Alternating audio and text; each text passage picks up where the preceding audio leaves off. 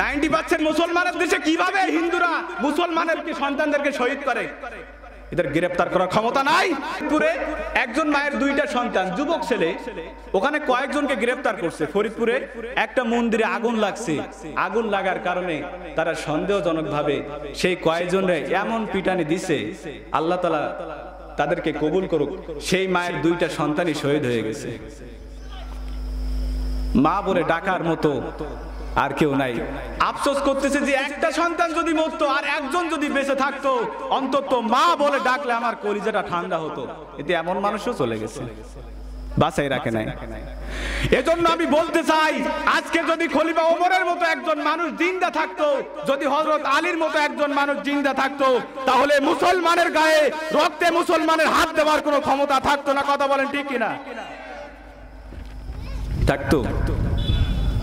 এদের এত বড় সাহস, এই 95% মুসলমানের দেশে মুসলমানের রক্ত বের করে, অথচ মুসলমানেরা ঠান্ডা হয়ে থাকে।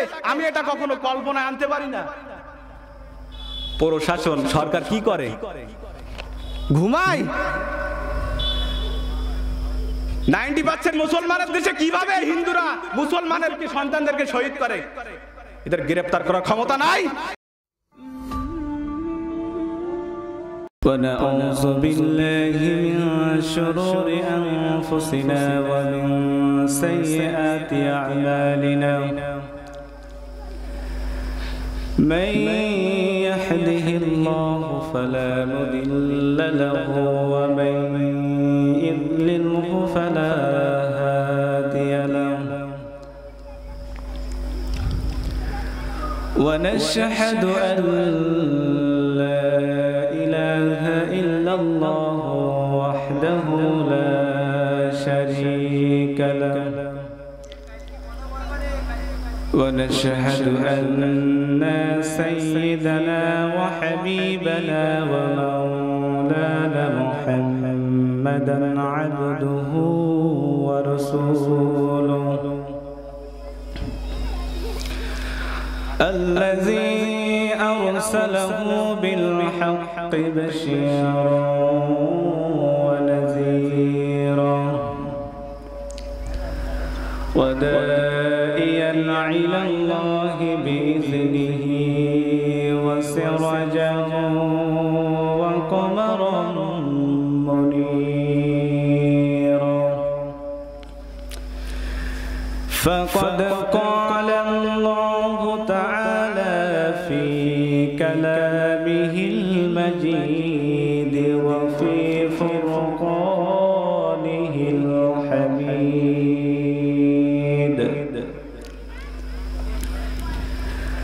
أعوذ بالله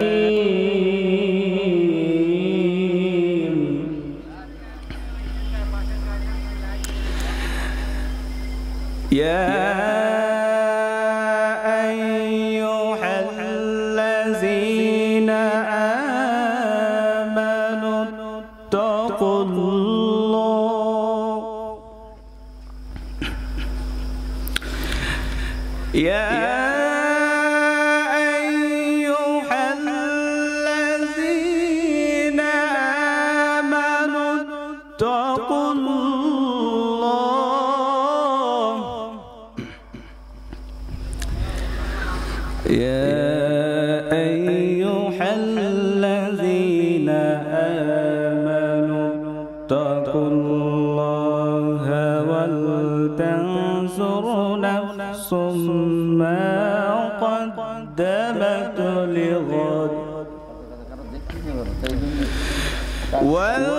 ولتنظر نفس ما قدمت لغد واتقوا الله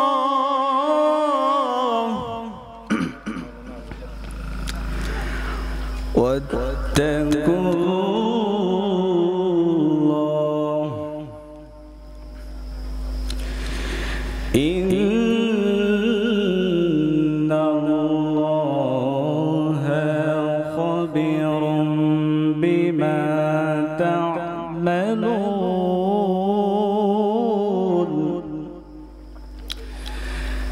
الله أكبر بسم الله الرحمن الرحيم يا أيها الذين آمنوا صلوا عليه وسلموا تسليما اللهم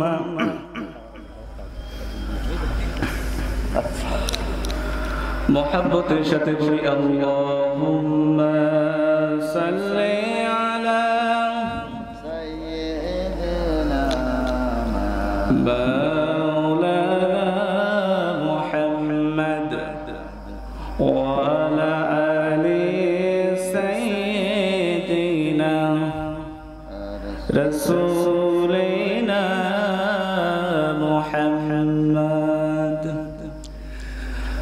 যদি আমার গান শুনতে মন চাই আল কোরআনের সুর শুনে নিও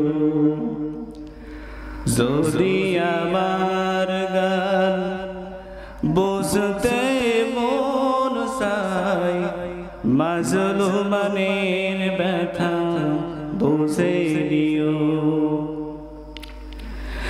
যেখানে মানবতা লাঞ্ছিত হয় সেখানে আমার গান যেখানে মানবতা লাঞ্ছিত হয় সেখানে আমার গান আমার গানের ভাষা বুঝতে যদি চাও আমার গানের ভাষা বুঝতে যদি চাও মাজলুমানের ব্যথা বুঝে নিও যদি আমার গান শুনতে মন চাই আল কোরআনের সুর শুনে নিও ভালো লাগে না এই কোরআনের সুর সত্য বলতে ভালো লাগে না এমন মানুষ মনে হয় খুঁজে পাওয়া বড় দুষ্কর কথা বলেন ঠিক কিনা সম্মানিত হাজিরিন এই সমগ্র পৃথিবীর ভিতরে আপনি হিন্দুদের দিকে তাকালে মানে সনাতন ধর্ম যারা আমাদের আশেপাশে আছে তো নাকি এদের যে গ্রন্থগুলো আছে যেমন আপনি ধরতে পারেন রামায়ণ গীতা খ্রিস্টানদের বাইবেল যত গ্রন্থ পৃথিবীর ভিতরে আছে সমগ্র গ্রন্থ যদি একবার কোনো মানুষ পড়ে দেন দ্বিতীয়বার ওইটা পড়তে তার হয়তো গা লাগে না কিন্তু এই কোরআন দেখেন 1400 বছর পূর্ব থেকে শুরু করে যতবারই এই কোরআন পড়ে মানুষের মন কি ভরে মানুষের মন ভরে না কারণ আল্লাহ রাব্বুল আলামিন বলেন দুনিয়ার উপরে যতগুলো গ্রন্থ রয়েছে সমগ্র গ্রন্থ যদি তুমি তেলাওয়াত করো সমগ্র গ্রন্থ যদি তুমি পাঠ করো তুমি কোনো সওয়াবও পাইবা না তুমি কোনো নেকিও পাইবা না কিন্তু আমার পবিত্র কালামুল্লাহ শরীফ যদি তেলাওয়াত করো বান্দারে আমার পবিত্র কোরআনের যে একটি হরফ তেলাওয়াত করবে আমি আমার আল্লাহ রাব্বুল আলামিন ওই ব্যক্তির আমলনামায় 10টি নেকি দান করে দেবে জোরে বলি সুবহানাল্লাহ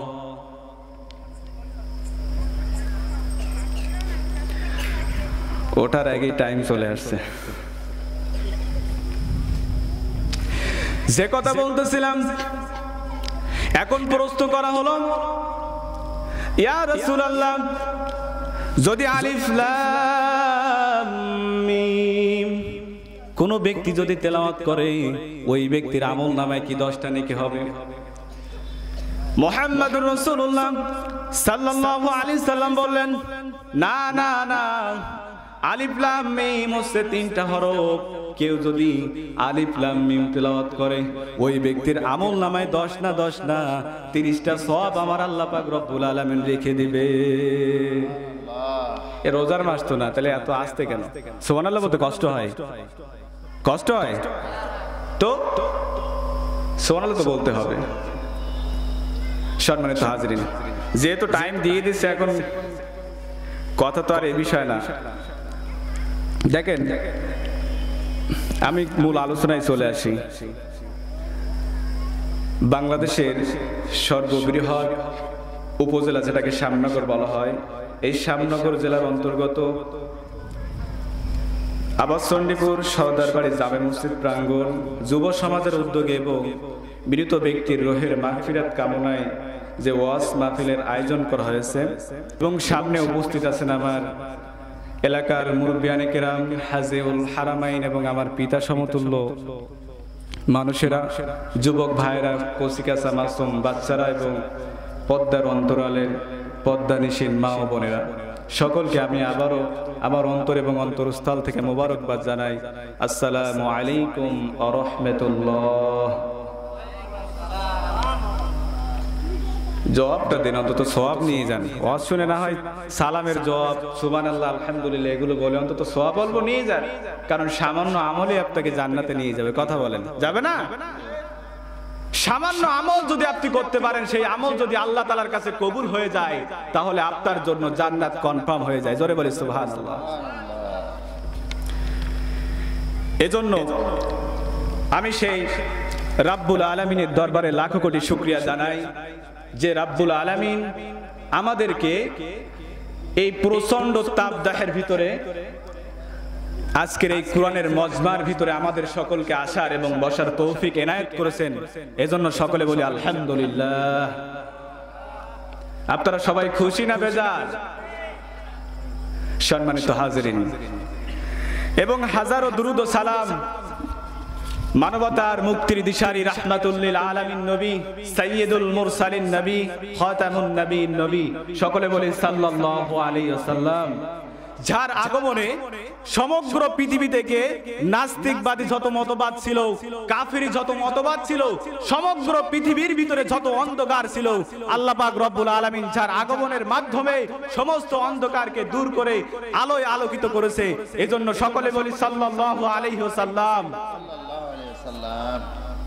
সম্মানিত হাজিরিন, এখন সব কি দূর হয়ে গেছে নাস্তিকেরা, না কিছু আছে? আছে না? মাথা উঁচু করে করে ওঠে।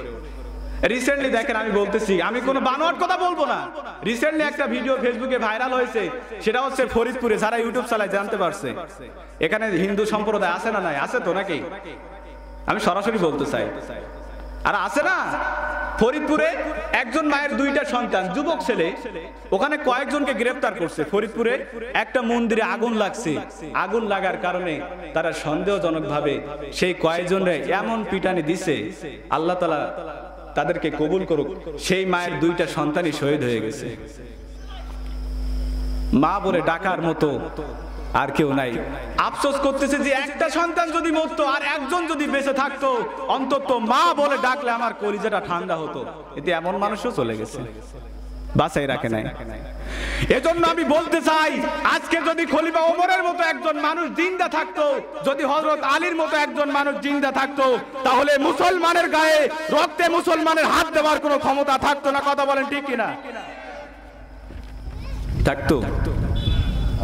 এদের এত বড় সাহস, এই 95% মুসলমানের দেশে মুসলমানের রক্ত বের করে, অথচ মুসলমানেরা ঠান্ডা হয়ে থাকে। আমি এটা কখনো কল্পনায় আনতে পারি না। প্রশাসন, সরকার কি করে? ঘুমায়। 90% মুসলমানের দেশে কিভাবে হিন্দুরা মুসলমানের সন্তানদেরকে শহীদ করে? এদের গ্রেফতার করার ক্ষমতা নাই, ভয় করে। আরে সত্য কথা বলতেছি, মারে মার অসুবিধা কি? কদিন বাঁচবেন? হায়াত বেশি দিন আছে। এই জন্য তো আব্দুল আলিম বলছে, দুয়ারে আইসা সে পালকি নায়রি গাও তোলো রে তোলো মুঝে, আল্লাহ রসুল সবে বলো। বলে নাই কত বছর আগে? দুয়ারে আয়েশা সে পালকি নায়রি গাও তোলো রে তোলো মুখে, আল্লাহ রসুল সবে বলো। তোমার দুয়ারে জিবরাইল চলে আসে, আজরাইল। মুখে আল্লাহ রাসূল বলো, না হলে উপায় নাই। আছে উপায় নাই। সম্মানিত হাজিরিন, এটা আর 15-20 মিনিট টাইম আছে, বলবোটা কি ওটার আগেই তো টাইম দিয়ে দিলেন।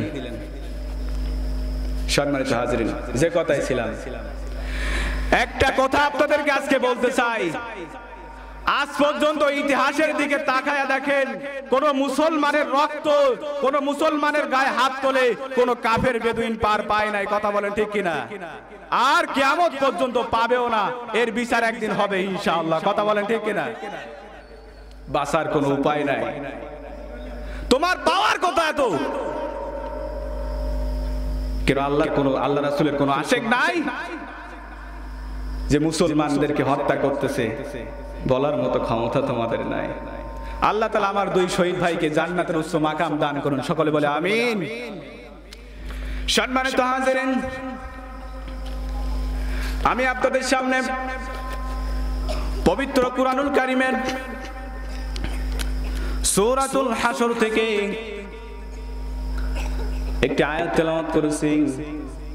আয়াতের ভিতরে আল্লাহ পাক রব্বুল আলামিন বলেন, ইয়া আইয়ুহাল্লাযীনা আমানু তাকুল্লাহা ওয়াল তানজুরু নাফসুম মা কদ্দামাত লিগাদিন ওয়াত্তাকুল্লাহা ইন্নাল্লাহা খাবীরুম বিমা তা'মালুন। জোরে বলি আল্লাহু আকবার।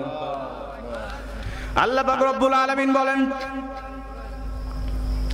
ইয়া আইয়ুহাল্লাযীনা আমানুত্তাকুল্লাহ, হে ঈমানদার ব্যক্তিরা, তোমরা আল্লাহ পাক রব্বুল আলামিনকে ভয় করো। এমন ভয় করো না যে পিছন দিক থেকে কাফেররা এসে তোমাদেরকে লাথি মারে। কথা বলেন ঠিক কিনা? কারণ যে ব্যক্তি আল্লাহ পাক রব্বুল আলামিনকে ভয় করবে, কোন কাফের মুশরিক কি তার কোনো ক্ষতি করতে পারবে? কথা বলেন। কারণ আমার আল্লাহ তাআলা যে ব্যক্তির পক্ষ থেকে যাবে, এই দুনিয়ার মানুষ যদি সমগ্র পৃথিবীর মানুষ তোমরা একসাথে হয়ে ওই ব্যক্তির বিরুদ্ধাচরণ করো, তবু ওই ব্যক্তির সামান্য একটা চুল বাঁকা করার ক্ষমতা কারো থাকবে না। কথা বলেন ঠিক কিনা? এই জন্য আল্লাহ রাব্বুল আলামিন বলেন, তোমরা ভয় করো, তবে এমন ভয় করা করো যেন এমন তাকওয়াবান হয়ে যাও, দুনিয়ার কেউ যেন তোমাদেরকে কিছু করতে পারে না।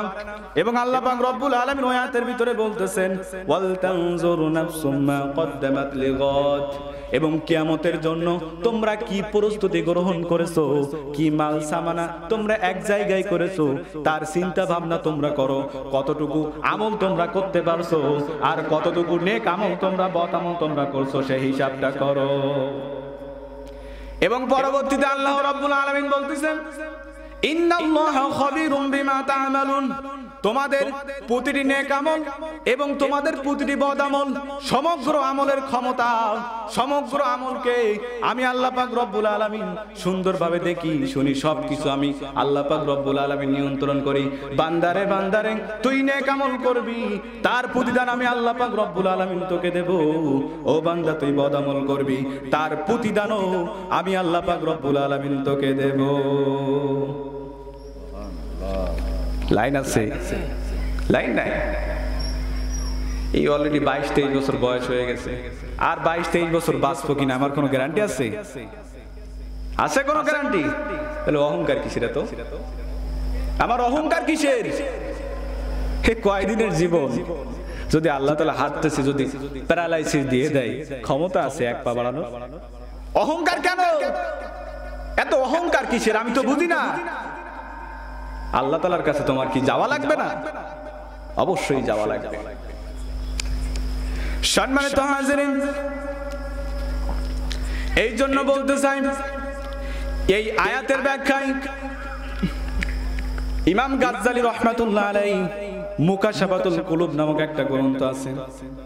ওই গ্রন্থের ভিতরে প্রখ্যাত ফকিহ আল্লামা আবু লাইস রাহমাতুল্লাহ আলাইহি বলতেছে, এই দুনিয়ার উপরে কোন ব্যক্তি যদি ঈমানদার বা তাকওয়াবান হয়, সেই ব্যক্তি 7টা লক্ষণের মাধ্যমে সে জানতে পারবে সেই ব্যক্তি ঈমানদার না মুত্তাকি। সে 7টা লক্ষণ দেখলেই সেই নিজেই বুঝতে পারবে যে আমি আসলে ঈমানদার।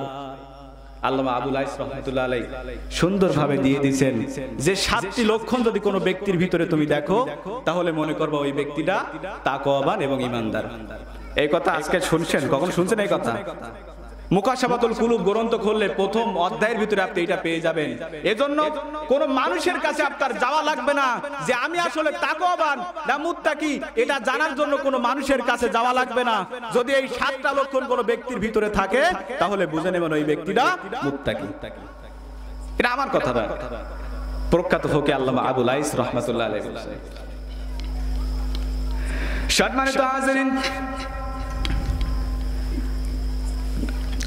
আল্লামা আবুল আইস রাহমাতুল্লাহ আলাইহি তার গ্রন্থের ভিতরে 1 নম্বর নিয়মটা জানায়া দিলেন। 1 নম্বর নিয়মটা হচ্ছে বান্দার জিহবার সাথে সম্পর্কিত। ও বান্দা, ওই জিহবা দিয়ে তুমি কত ওয়াহিতুক কথা বলেছো, কত খারাপ কথা বলেছো, ওই জিহবা দিয়ে কত মানুষের গীবত করেছো, ওই জিহবা দিয়ে কত নেগেটিভ কাজ কথা তুমি বলেছো। এই বান্দা, ওই জিহবার জন্য তোমার যদি ওই জিহবাটা জবান থেকে যদি এই সমস্ত কথাবার্তা বের হয়ে যায় তাহলে তুমি মনে করবা তুমি ঈমানদার হতে পারো নাই, তুমি এখনো পর্যন্ত মুত্তাকি হতে পারো নাই। কারণ আল্লাহ রাব্বুল আলামিন যে সমস্ত মানুষেরা নিজের জবান থেকে মানুষের খারাপ কথা বলে, মানুষের গালিগালাজ করে, গীবত করে, এইগুলো সমাজের ভিতরে বেশি আছে না নাই? কথা বলেন। এই অন্যদিকে চোখ দিয়েন না, কথা তো আমি বলতাছি, তাই না? কথা আমি বলতাছি না, চোখ অন্য জায়গায় যায় কেন? যে কথা বলে সেই তার দিকে কিন্তু মানুষ লক্ষ্য করে, ঠিক না? আল্লাহ রাসূল সাল্লাল্লাহু আলাইহি ওয়াসাল্লাম যখন কথা বলতো সাহাবারা কি অন্যদিকে তাকাইতো না? আমি আমার জায়গায় ওনার কাছে নিয়ে যাচ্ছি না, জাস্ট বলতেছি যে কথা বলে তার দিকে লক্ষ্য দেন। এজন্য 1 নম্বর হলো এই জিহবা দিয়ে মানুষ অধিকাংশ সময় গীবত করে, পরনিন্দা করে, চুগলখুরি করে, কথা বলেন করে কিনা? যে ব্যক্তির মধ্যে এই আলামতটা দেখবেন মনে করবেন ও মুত্তাকি না, ও তাকওয়াবান না। কারণ বিশেষ করে এই সমাজের ভিতরে এই ঘটনাগুলো বেশি হয়। যেমন আমার মা বোনেরা পর্দার অন্তরালে যারা আছে, আমার মা বোনেরা এই পাপটা সবচেয়ে বেশি পরিমাণে করে, কথা বলেন ঠিক কিনা? কারণ যদি 3 জন মহিলা যদি এক জায়গায় হয়ে যায়, একজনের স্বামীর নামে পরনিন্দা করতে থাকে কিনা, যদি তাদের কাছে একটা কথা আপনি বলবেন মুহূর্তের মধ্যে সমগ্র গ্রাম হয়ে যাবে, সেই কথাটা সবার মাঝে ছড়িয়ে যাবে। এই কাজটা তাদের ভিতরে বেশি হয় কিনা? কারণ হাদিস শরীফের ভিতরে রাসূল আরবি সাল্লাল্লাহু আলাইহি সাল্লাম বলেন, একদিন তিনি একটা রাস্তা দিয়ে যাইতেছেন, এমন সময় দেখেন মহিলাদেরকে বলতেছে, ইয়া মাশারান নিসা, হে মহিলা সম্প্রদায়, আমি দেখলাম জাহান্নামের ভিতরে তোমাদের আযাব বেশি হচ্ছে। মহিলাদের ভিতর থেকে জিজ্ঞেস করা হলো, ইয়া রাসূলুল্লাহ, কারণ কি করেছে, কি জন্য মহিলাদের আওয়াজ এত বেশি, মহিলাদের শাস্তি বেশি? বলে মহিলাদের আওয়াজ হলো, মহিলাদের শাস্তির কারণ হলো এই সমস্ত মহিলারা তাদের স্বামীর নামে তাদের স্বামীর অকৃতজ্ঞ থাকে, স্বামীকে সেইভাবে খেদমত করে না, স্বামীকে সেইভাবে মহাব্বত করে না, যার জন্য তাদের শাস্তিটা হবে সবচেয়ে বেশি। কথা বলেন ঠিক কিনা? এই জন্য একটা বার সংক্ষেপে বলতেছি, টাইম যেহেতু কম, টাইম দেই নাই, সংক্ষেপে বলতেছি শোনেন। এই জন্য 1 নাম্বার, এটা কোনো ফাউল কথা না। এই 7টা আলামত আপনি নিজেই বলতে পারবেন যে আসলে আপনি তাকওয়াবান না মুত্তাকি। যদি এই 7টা আলামত আপনার ভিতরে থাকে তাহলে আপনি হবেন মুত্তাকি। কারণ কোন মুত্তাকি ব্যক্তি তার জিহবা দিয়ে মানুষকে কখনো গালিগালাজ করে না, মানুষকে কখনো গীবত করে না, কখনো ওয়াহিদিক কথা বলে না। কথা বলেন ঠিক কিনা? 2 নাম্বার পয়েন্ট হলো আল্লামা আবুল আইস রাহমাতুল্লাহ আলাইহি বলেন, 2 নাম্বার পয়েন্ট হলো তার অন্তরের সাথে। কারণ সমাজের ভিতরে এমন মানুষ আছে, ও দুনিয়ার মুসলমানেরা, এই অন্তর দিয়ে মানুষ যে একজন মানুষ অত্তশালী হচ্ছে, একজন মানুষ যে ভালো পথে যাচ্ছে, ওই মানুষের সহ্য হয় না। কথা বলেন, হিংসা করে, এমন মানুষ সমাজে আছে না নাই? অন্যের সম্পদ তার চোখের ভিতরে ধরে না, সে সব চাই নিজেই যাতে খাওয়া যায়। কথা বলেন ঠিক কিনা? একটা ছোট কথা বলি, আমার কথা না, মিশকাতুল মাসাবি যারা বাংলা কিতাব পড়তে পারেন, ওর 2630 নাম্বার, সরি 2660 নাম্বার হাদিসের 2659 নাম্বার হাদিসের তোলায় ছোট একটা ব্যাখ্যায় দেখবেন, আপনারা কষ্ট পাবেন না তো? হাদিসের কথা বলতেছি, কষ্ট পাবেন? হাদিসের কথা শায়েখ ওলিউদ্দিন আল খতিব রাহমাতুল্লাহ আলাইহি উনি বলতেছেন যে সমাজে কুকুর আছে না, কুকুর আছে, কুকুরের স্বভাব হচ্ছে তিনটা। এই কথা ভালোভাবে শুনেন, কুকুরের স্বভাব কয়টা? তিনটা। এক নম্বর স্বভাব হলো, ওর সামনে যদি ঢিল মারা হয় খাদ্য মনে করে দৌড়ে এসে শোকাশোকি করে। কথা বলেন ঠিক কিনা? করে না? দুই নাম্বার হলো, যদি কোনো মৃত জীবজন্তু সে পায়, ওই জীবজন্তুটা একা খাওয়ার ইচ্ছা করে, কাউরে ওর পাশে আসতে দেয় না। কথা বলেন ঠিক কিনা? আর তিন নাম্বার হলো, কোনো লজ্জা নাই, শরম নাই, রাস্তাঘাটে জেনা ব্যভিচারে লিপ্ত হয়। কথা বলেন ঠিক কিনা? এ ঠিক না? ঘর দেখে ওরা, রাস্তায় যা চলতে চলতে দেখা যাচ্ছে শুরু করে দিছে। এখন এই কথা বলার কারণ হলো, এক নাম্বার পয়েন্ট, ওর সামনে যখন কোনো খাদ্য দেওয়া হয়, কোনো কিছু ঢিল মারা হয়, খাদ্য মনে করে শক্তি আসে। এই কথা বলার একটাই কারণ, সেটা হচ্ছে এই সমাজের ভিতরে এমন মানুষ আছে, এই দুনিয়ার মানুষ, অন্য ব্যক্তি যে বড় হতে চাচ্ছে, অন্য ব্যক্তির অর্থ সম্পদ বৃদ্ধি পাচ্ছে, তার চোখে সহ্য হচ্ছে না, সে চায় সমগ্র সম্পদ যেন আমার হয়, আমি একাই ভোগ করি। কথা বলেন ঠিক কিনা? এমন মানুষ সমাজে আছে না নাই? এদের থেকে সব সময় দূরে থাকবেন। কারা? এরা মানুষ না, এরা হচ্ছে কুকুরের মতো জানোয়ার। এটা আমার কথা না। দুই নাম্বার পয়েন্ট হলো, কুকুর যেমন তার সামনে যদি কোনো মরা জীবজন্তু ফেলানো হয়, ওর সাইডে কাউরে আসতে দেয় না, সে একাই খাওয়ার চিন্তা করে, একাই গ্রাস করার চিন্তা করে। তেমনি দুনিয়ার উপরে এমন মানুষ আছে যাদের উপরে যাকাত ফরজ হয়ে গেছে, আবার আল্লাহ পাক রব্বুল আলামিন তাদেরকে অঢাল সম্পদ দান করেছে, কিন্তু সেই সম্পদের যাকাত তারা আদায় করে না, নিজেরাই ভোগ করার চেষ্টা বলে। কথা বলেন ঠিক কিনা? এরা কোনো মানুষের জাত না, এরা হচ্ছে একমাত্র চারপাই জানোয়ার, কুকুরের জাত। কথা বলেন ঠিক কিনা? এটা আমার কোনো কথা না, হাদিসের কথা। হাদিস নাম্বার তো বলে দিলাম, মিলায় নিয়েন, না হলে কাছে এসে দেখায় দিবানে। এইবার তিন নাম্বার পয়েন্টটা শোনো, কুকুর রাস্তাঘাটে লজ্জা শরম দেখে না, যেখানে সেখানে জেনা ব্যভিচারে লিপ্ত হয়ে যায় না? তেমনি সমাজের ভিতরে এমন মানুষ আছে যাদের ঘরের ভিতরে হালাল বিবি থাকা সত্ত্বেও বিভিন্ন পতিতালয়ে গিয়ে জেনা ব্যভিচার করে। কথা বলেন ঠিক কিনা?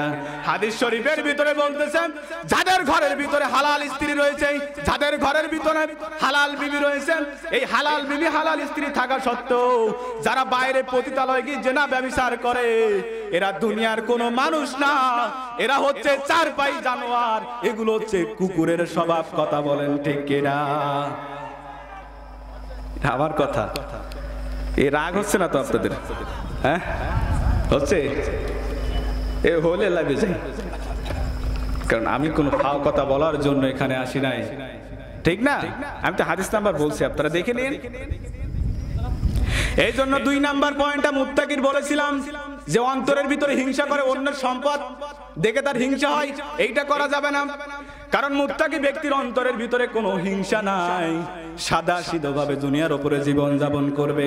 লাইস রাহমাতুল্লাহ আলাইহি বলে, এই লক্ষ্যটা যদি কোনো ব্যক্তির ভিতরে তুমি দেখতে পাও, তাহলে মনে করবা ওই ব্যক্তিটা একমাত্র প্রকৃত ঈমানদার, তাকওয়াওয়ালা। জোরে বলি সুবহানাল্লাহ। এইবার তিন নাম্বার পয়েন্টটা হচ্ছে আপনার চোখের সাথে,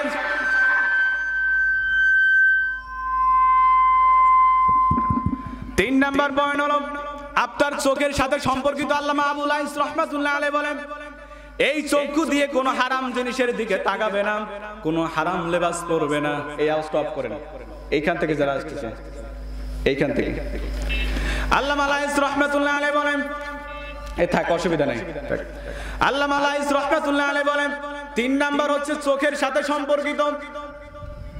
চোখ দিয়ে যে ব্যক্তি হারাম কোন জিনিসের দিকে তাকাবে না, হারাম কোনো পোশাক আশাক পরবে না, হারাম কোনো বস্তুর দিকে তাকাবে না, এরাই হলো প্রকৃত ঈমানদার।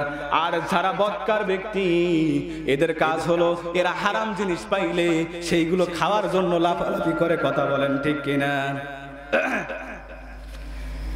এই জন্য সম্মানিত হাজিরিন, যে কথা বলতে চাই, এই 3 নাম্বার পয়েন্টের দ্বারা আল্লামা লাইস রাহমাতুল্লাহ আলাইহি একটা কথা বুঝিয়েছেন, সেটা হলো যে তারা হারাম কোনো লেবাস পোশাক পরবে না।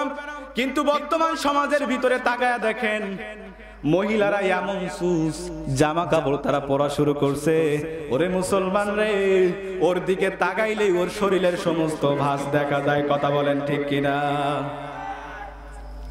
এই সব সাইজ টাইজ বরকা তো পরবে, পরে হাতে একটা হাত মোজা, হাতে একটা হাত মোজা, পায়ে একটা পা মোজা দিয়ে একটা চশমা কপালে লাগাইয়া কি যে পার্কে ঘোরাঘুরি। এ কথা বলেন, ও কি নেককার না বদকার?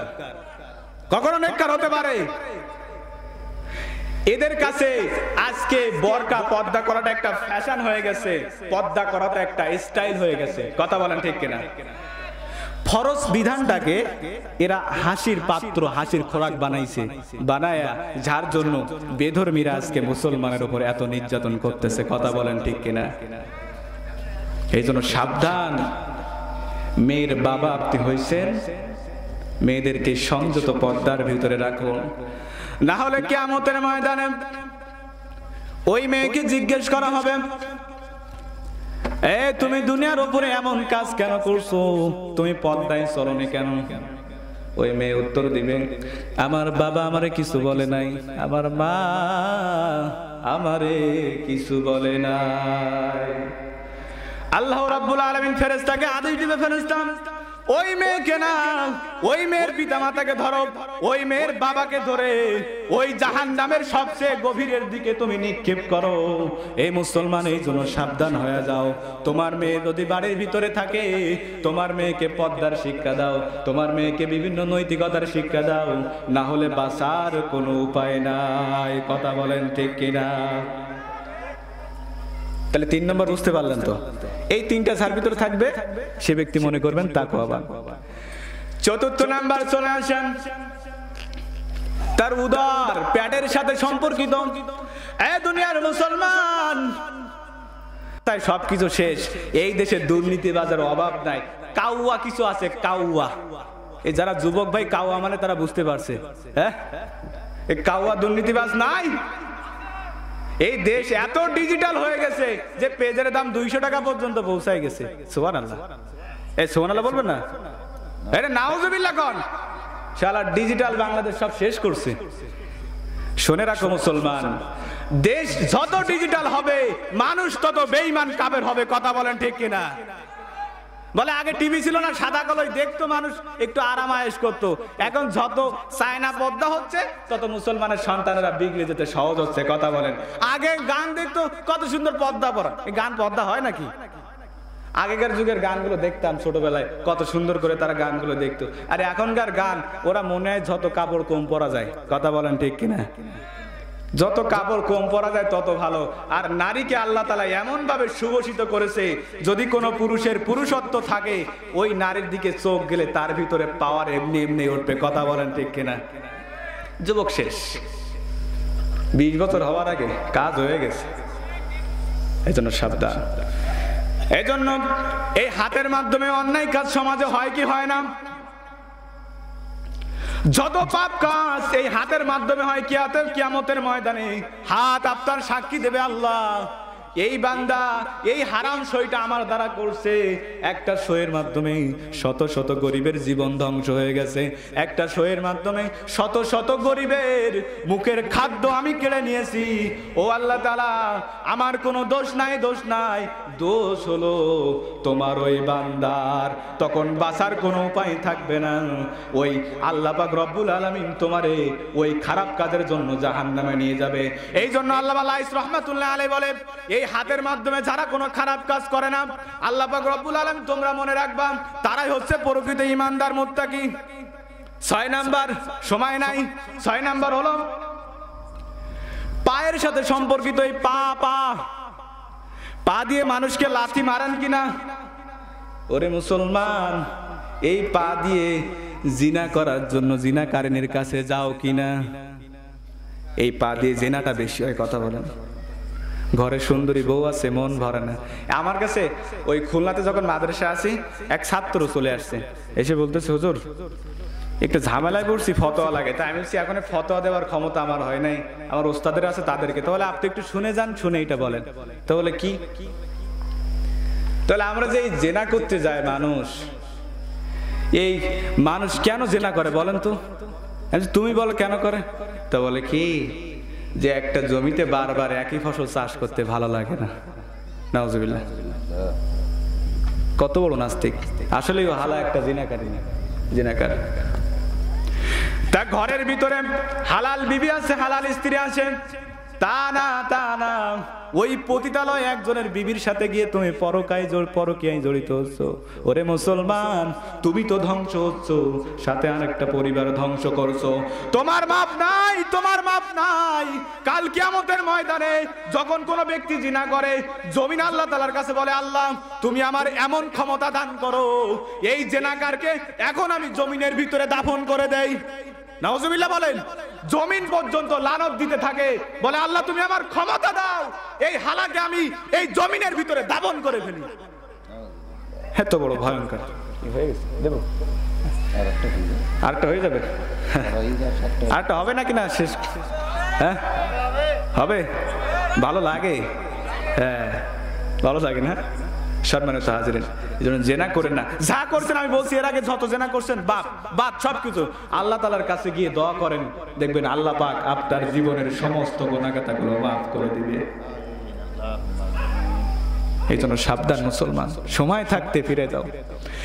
শেষ নাম্বার হলো এটাই বলে শেষ, যে ব্যক্তি মুত্তাকি হবে, আল্লাহ পাক রব্বুল আলামিনের তাকওয়া, আল্লাহ তাআলার ইবাদত বন্দেগী করবে, দুনিয়ায় কোনো কিছু করবে না। এখানে বসে আছি, ওরে মুসলমান, একবার আমি ঈদের মঞ্চে যাচ্ছি, মাহফিলের মঞ্চে গিয়ে মানুষের সাথে কথা বলতেছি, আরেকবার আমি পূজোর মণ্ডপে গিয়ে মানুষেরকে বাহবা দিচ্ছি, মানুষের সাথে কথা বলতেছি, জেনাকারীদের ওখানে গিয়ে জেনার ভাষণ দিচ্ছে। ও দুনিয়ার মুসলমান, আমি একজন মানুষ হয়ে খারাপ কাজ করতেছি, ভালো কাজ করতেছি, খারাপ কাজ করতেছি, ভালো কাজ করতেছি। হে মুসলমান, এইটা বুঝবেন, ওই ব্যক্তি ভালো না যে ব্যক্তি একসাথে দুইটা কর্ম করে, সেই ব্যক্তি কখনো ভালো হতে পারে না। কথা বলেন ঠিক কিনা? কারণ ওই ব্যক্তির ভিতরে এখনো পর্যন্ত নেফাকি আছে, এখনো পর্যন্ত ওই ব্যক্তির ভিতরে মুনাফিকি আছে, যার জন্য ওই ব্যক্তি দুই রকম কাজ করে। কারণ মুত্তাকি ব্যক্তির ভিতরে কোনো গুনাহ থাকতে পারে না, মুত্তাকি ব্যক্তির জবান যে কখনো গালিগালাজ বের হতে পারে না। আল্লামা লাইস রাহমাতুল্লাহ আলাইহি বলে, এই 7টি আমল ব্যক্তি যার ভিতরে থাকবে, মনে রাখবা, দুনিয়ার মানুষের কাছে যাওয়া লাগবে না। ওই ব্যক্তি একমাত্র ইমানদার, তাকওয়াবান, আল্লাহওয়ালা, পরেজগার। জোরে বলি সুবহানাল্লাহ। হ্যাঁ সম্মানিত হাজিরিন, টাইম আমার ছিল মাগরিবের পরে, তারপরে মাগরিব